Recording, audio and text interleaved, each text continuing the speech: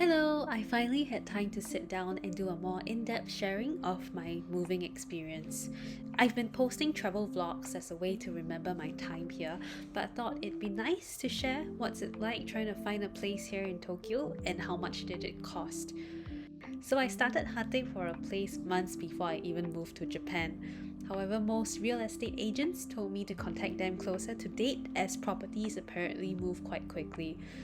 Also, February, which was the month I moved, was peak moving season as most people start new jobs during this time and thus more movement between cities.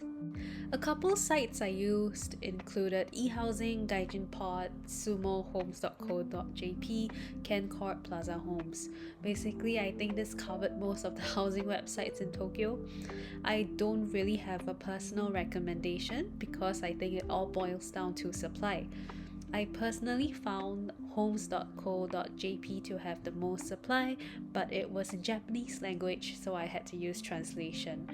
In the end, I went with an agent not from any of the above websites, but rather was recommended by a friend. I think before starting your apartment hunting, it'd be great to know what your own requirements are. For us, this was what we needed. So I really wanted a place that was near my workplace and near a subway station so that it's easier for us to travel around.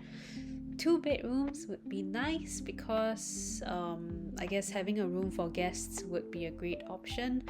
Our budget, we were looking at around 300k yen as the maximum, and it had to be pet friendly as we had our pet birds with us. I did have a preference for newer buildings because newer buildings have safety standards complying more to the latest earthquake resistant designs. I was also looking for an apartment which was built from reinforced concrete. So buildings in Japan can be constructed from wood, steel, or reinforced concrete. And for wooden structures, apparently it's not soundproof, and reinforced concrete do offer a higher level of earthquake resistance. With that in mind, I kickstarted my hunt. I had rented a short-term stay from Ichicorp, which I found on apt.jp. I guess it's apartments.jp. So I was a bit time strapped and had to find one before my husband and pets arrived.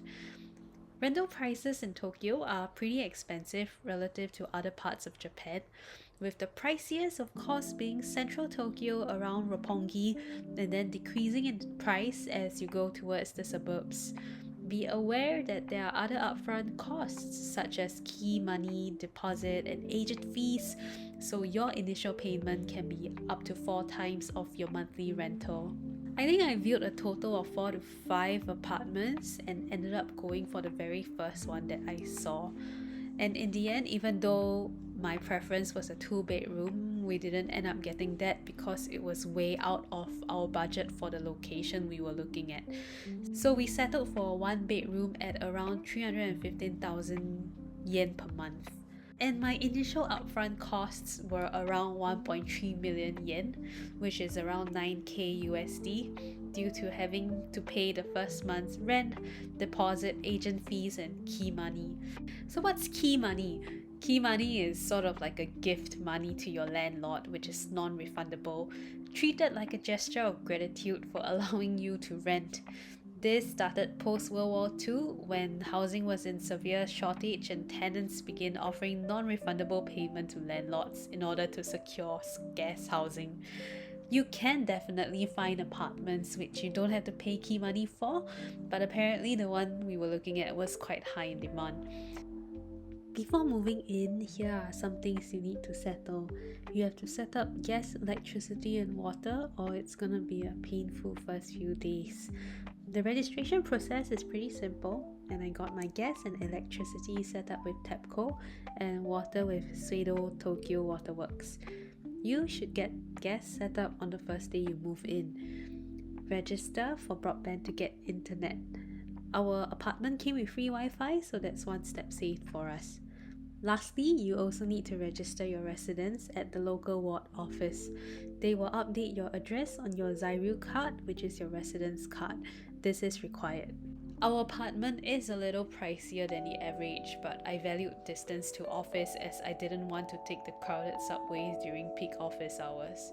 By the way, apartments in Japan come totally empty, so you have to buy your own washing machine, fridge, bed, and everything else. So here's a quick tour of our house.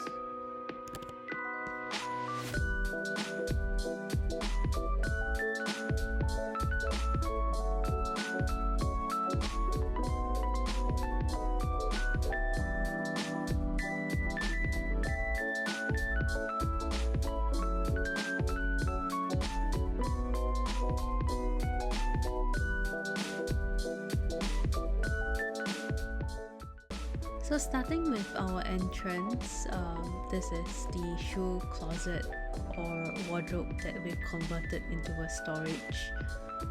We hang our umbrellas up there.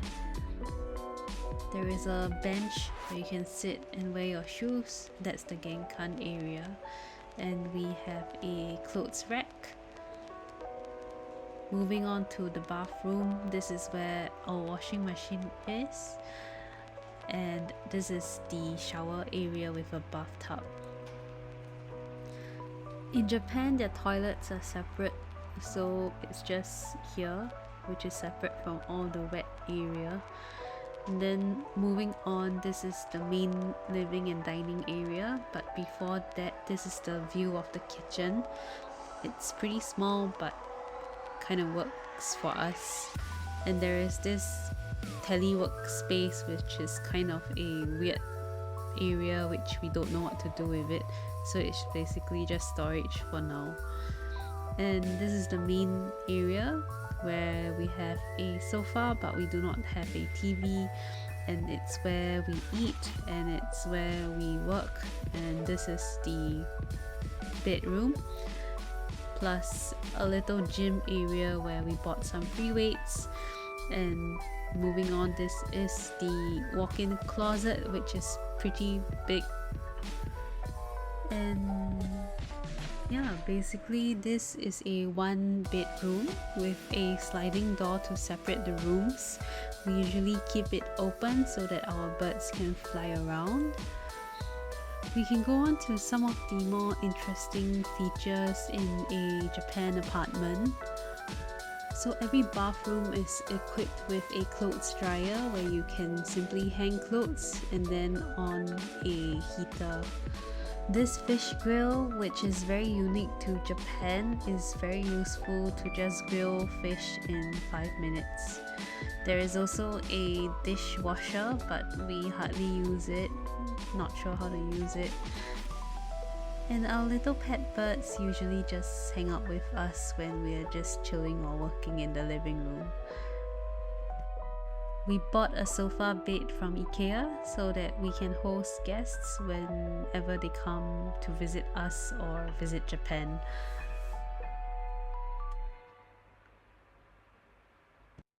That's all for this video. Let me know what else you want to know about moving to Japan and drop them in the comments below.